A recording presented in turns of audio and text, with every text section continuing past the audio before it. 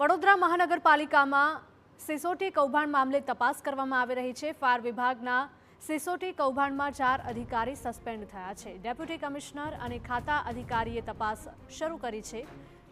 Fire સાધનોની ખરીદી માટે 5 અધિકારીઓની લીલી ઝંડી હતી, ત્યારે હવાલાના સિટી ઇજનેર સહિત 4 અધિકારીએ લીલી ઝંડી આપી હતી। મુખ્ય ઇજનેર રજા પર હોવાથી હવાલાના સિટી ઇજનેરે આપી હતી મંજૂરી। 3 કરોડ 90 લાખ રૂપિયાની ખરીદીના અંદાજની મંજૂરી માટે રજૂ થઈ હતી ફાઇલ।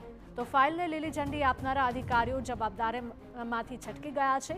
પાલિકામાં બજેટ ખૂટે તો એડવાન્સ લઈને ચૂકવણું કરવા માટે ભલામણ થઈ હતી। વિવાદિત ખરીદીના અંદાજની ફાઇલ મંજૂર કરનારા અધિકારીઓની બેદરકારી છતી થઈ છે। આરટીઆઈમાં પણ હવાલાના સિટી ઇજનેર વિરુદ્ધ કાર્યવાહી ન થયાનું ઘટસ્ફોટ થયું છે।